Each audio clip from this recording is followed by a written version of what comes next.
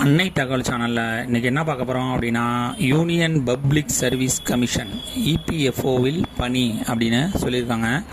Employment type என்ன அப்படின்னா regular basis, அதாவது பர்மனன்ட் போஸ்டிங். மொத்தம் எத்தனை போஸ்டிங் கால்ஃபர் பண்ணியிருக்காங்க அப்படின்னா 230 போஸ்டிங்க்கு கால்ஃபர் பண்ணியிருக்காங்க. போஸ்டிங் பேர் enforcement officer, account officer, assistant provident fund commissioner posting அப்படின்னு சொல்லியிருக்காங்க. பிளேஸ் ஆஃப் போஸ்டிங் எங்கே அப்படின்னா ஆல் ஓவர் இந்தியா அப்படின்னு சொல்லியிருக்காங்க. ஃபஸ்ட்டு என்ஃபோர்ஸ்மெண்ட் ஆஃபீஸர் அல்லது அக்கௌண்ட் ஆஃபீஸர் மொத்தம் 156 போஸ்டிங்க்கு கால்ஃபர் பண்ணியிருக்காங்க. Educational qualification bachelor degree in any subject from recognised university அல்லது institute. Any bachelor degree UG degree முடித்தவங்க இதுக்கு விண்ணப்பிக்கலாம் அப்படின்னு சொல்லியிருக்காங்க. வயது வரம்பு 18/8/2025 அன்னைக்கு 30 வயசுக்குள்ளே இருக்கணும் அப்படின்னு சொல்லியிருக்காங்க.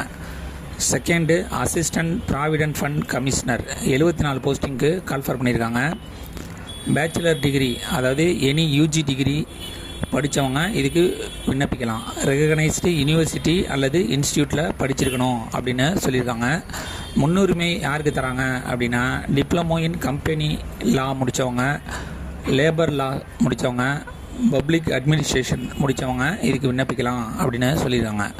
வயது வரம்பு 18/8/2025 அன்னைக்கு அதிகபட்சம் 35 வயசு இருக்கிறவங்க வரலும் இதுக்கு விண்ணப்பிக்கலாம் அப்படின்னு சொல்லியிருக்காங்க. ஏஜ் ரிலாக்ஸேஷன் யார் யாருக்கெல்லாம் கொடுத்துருக்காங்க அப்படின்னா எஸ்சி/எஸ்டி கேண்டிடேட்டாக இருந்தாங்க அப்படின்னா அவங்களுக்கு 5 இயர்ஸ் ஏஜ் ரிலாக்ஸேஷன் கொடுத்துருக்காங்க. ஓபிசி கேண்டிடேட்டாக இருந்தாங்க அப்படின்னா அவங்களுக்கு 3 இயர்ஸ் ஏஜ் ரிலாக்ஸேஷன் கொடுத்துருக்காங்க. ஜென்ரல் மற்றும் economically weaker section candidate physically சேலஞ்சடாக இருந்தாங்க அப்படின்னா அவங்களுக்கு 10 வருஷம் ஏஜ் ரிலாக்ஸேஷன் கொடுத்துருக்காங்க. ஃபிசிக்கலி சேலஞ்சடு எஸ்சி/எஸ்டி கேண்டிடேட்டாக இருந்தாங்க அப்படின்னா 15 வருஷம் ஏஜ் ரிலாக்ஸேஷன் கொடுத்துருக்காங்க. ஃபிசிக்கலி சேலஞ்சடு ஓபிசி கேண்டிடேட்டாக இருந்தாங்க அப்படின்னா அவங்களுக்கு 13 வருஷம் ஏஜ் ரிலாக்ஸேஷன் கொடுக்குறோம் அப்படின்னு சொல்லியிருக்காங்க. கடைசியாக எக்ஸ் சர்வீஸ்மேன் கேண்டிடேட்டாக இருந்தாங்க அப்படின்னா ஆஸ் பர் கவர்மெண்ட் பாலிசி பிரகாரம் ஏஜ் ரிலாக்ஸேஷன் கொடுக்குறோம் அப்படின்னு சொல்லியிருக்காங்க. மெத்தட் ஆஃப் செலெக்ஷன் எப்படி தேர்ந்தெடுக்கிறாங்க அப்படின்னா first combined requirement test CRT conduct பண்ணுறாங்க. அதில் செலக்ட் ஆகிறவங்களுக்கு டைரக்ட் இன்டர்வியூ மூலிமா செலக்ட் பண்ணுவோம் அப்படின்னு சொல்லியிருக்காங்க. இந்த யூபிஎஸ்சி எக்ஸாமுக்கு ஆன்லைன் மூலியமாக மட்டும்தான் விண்ணப்பிக்க முடியும். நம்ம தமிழ்நாட்டில் TNPSC exam one time user ID பாஸ்வேர்டுன்னு இருக்கிற மாதிரி ஆல்ரெடி யூபிஎஸ்சி எக்ஸாம் அப்ளை பண்ணவங்க அந்த யூசர் ஐடி பாஸ்வேர்டை வச்சு டைரெக்டாக அப்ளை பண்ணலாம். புதுசாக அப்ளை பண்ணுறவங்க ரிஜிஸ்ட்ரேஷன் பண்ணிவிட்டு அதுக்கப்புறம் தான் இந்த எக்ஸாமுக்கு அப்ளை பண்ண முடியும்.